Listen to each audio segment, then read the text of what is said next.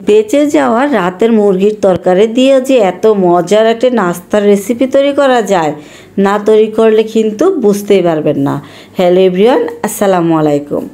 আগের দিন আমি মুরগি রান্না করেছিলাম আলু দিয়ে, তো সেটা খাওয়া হয়নি। কিছুটা মুরগির মাংস আর কিছু আলু বেঁচে গিয়েছিল, তো সেটা আমি ফ্রিজে বক্সে করে রেখে দিয়েছিলাম। পরের দিন সকালবেলা থেকে আলু ও মুরগির মাংসগুলোকে ঝোলটা থেকে আলাদা করে নিয়েছি। এবার হাড় থেকে মুরগির মাংসটাকে খুলে নিয়েছি।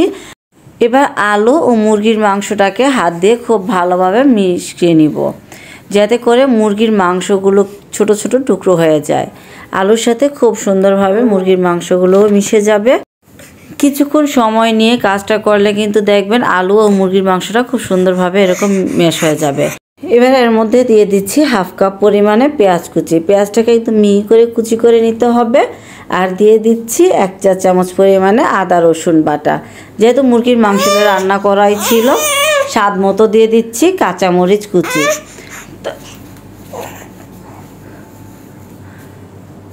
সামান্য পরিমাণ দিয়ে দিচ্ছি লবণ। 1/4 চা চামচ দিয়ে দিচ্ছি চিলি ফ্লেক্স। হাফ চা চামচ দিয়ে দিচ্ছি গরম মশলার গুঁড়া। আর এই গরম মশলার গুঁড়াটা আমি বাসায় তৈরি করে নিয়েছি, আর এটার রেসিপিও আপনাদের সাথে ইনশাল্লাহ শেয়ার করব। আর দিয়ে দিচ্ছি একটা ডিম। একটা লেবু থেকে এরকম করে একটা পিস কেটে নিয়েছি, তো পিসটার থেকে যতটুকু লেবুর রস হয় ঠিক ততটুকু লেবুর রস আমি এখানে অ্যাড করছি, অর্থাৎ 1/4 চা চামচের মতো হবে।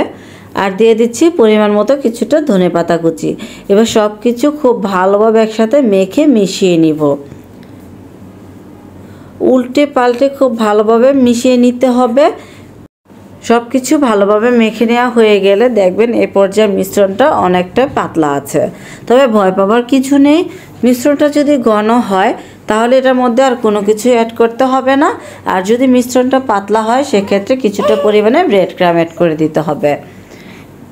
ব্রেড ক্রাম্বটা এখানে বাইন্ডিংয়ের কাজ করবে। আমি এখানে প্রায় 1/4 কাপের মতো ব্রেড ক্রাম্ব ব্যবহার করেছি। তবে ব্রেড ক্রাম্ব না থাকলে কিন্তু টোস্ট বিস্কুটের গুঁড়ো এখানে ব্যবহার করতে পারেন। ব্রেড ক্রাম্বটা দিয়ে আবারও সব কিছু খুব ভালোভাবে মিশিয়ে নিব।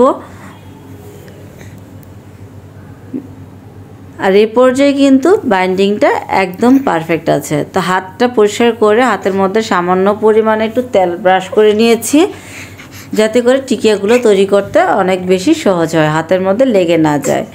প্রথমে কিছুটা পরিমাণে ডো নিয়ে নিয়েছি। এবার হাত দিয়ে খুব ভালোভাবে একটু চেপে চেপে তারপরে টিকিয়া শেপ দিয়ে নিব।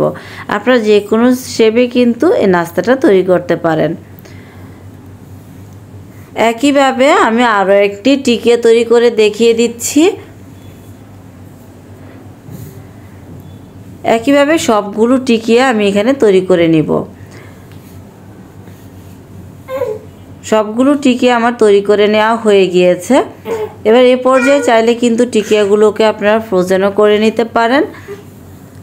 তো আজকে টিকিয়াগুলো আমি ভেজে দেখিয়ে দিব। তার জন্য চুলায় একটি প্যান বসিয়ে তাতে কিছুটা পরিমাণে তেল গরম করে নিয়েছি। আর এই পর্যায়ে চুলার আঁচটা মিডিয়াম হিটে আছে। তেলটা কিন্তু অত বেশি দেইনি, যেহেতু অল্প তেলে ভেজে নিব।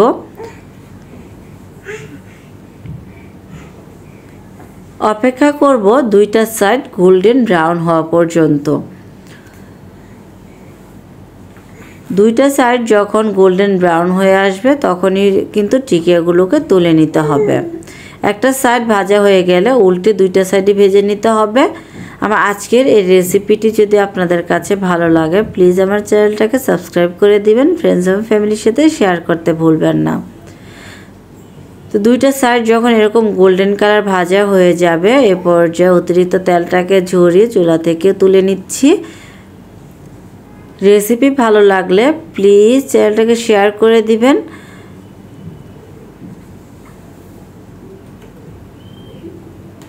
একইভাবে সবগুলো টিকিয়া আমি ভেজে নিয়েছি। তো একটা টিকিয়া ভেঙে দেখিয়ে দিচ্ছি কতটা পারফেক্ট হয়েছে। এরকম আর নতুন নতুন রেসিপি পেতে চ্যানেলের নোটিফিকেশন বেল অন করে রাখবেন।